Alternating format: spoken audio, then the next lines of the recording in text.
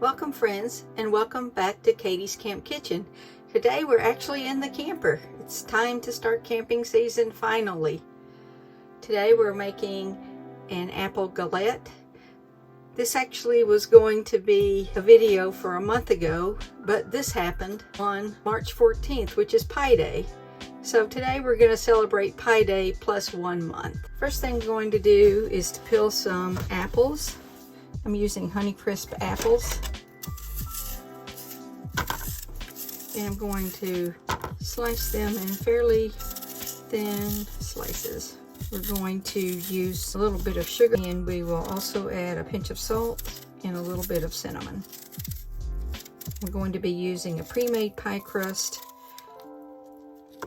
one because it's what I use a lot of times when we're camping, but also so you can see what results you might get by using a very popular crust.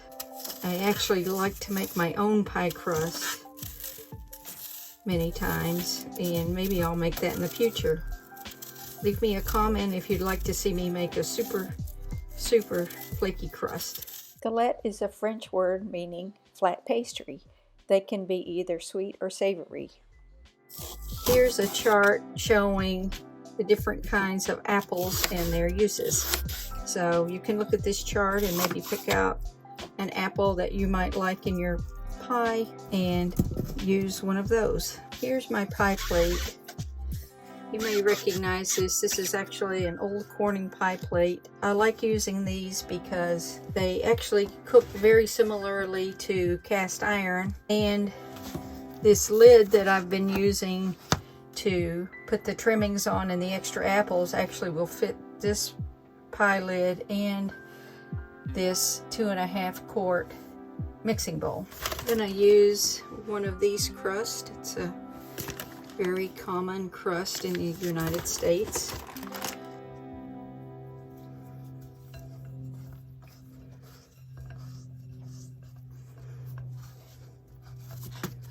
So I'm just gonna lay that on there. I'm gonna go ahead and mix in just a little bit of salt.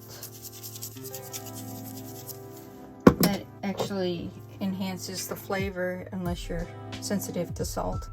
Good thing to use. It brings out the flavor of other things. Vanilla sugar, so about 1 teaspoon. I like for the apples to actually be the star of this and not the sugar. I'm going to add just a little bit more cinnamon. You could also use allspice or cloves or a combination, or cardamom, whatever spices that you like in your apple pie.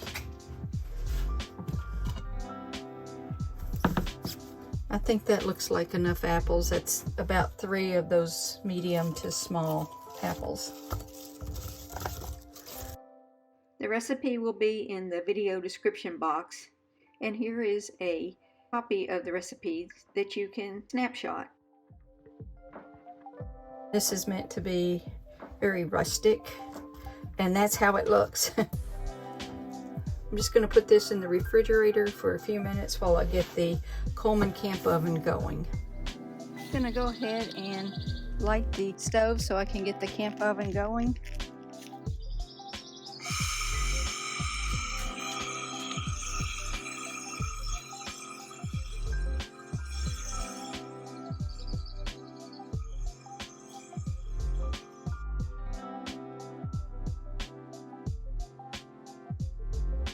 I like to center the oven as much as possible, and this camp stove is particularly awesome because it's flat across the grill to the outside.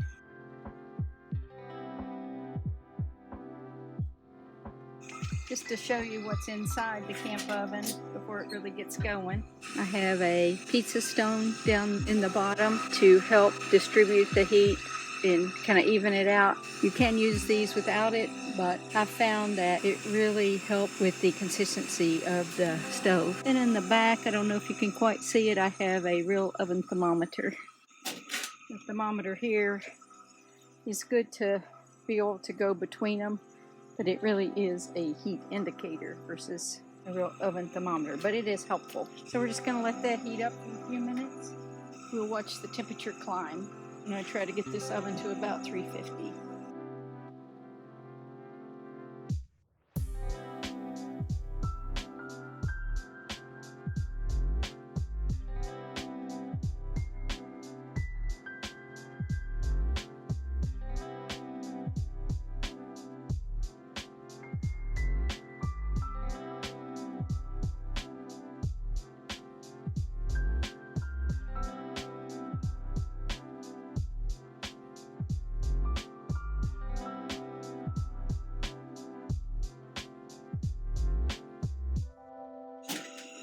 Hey, it's at about 375 inside, which is fine.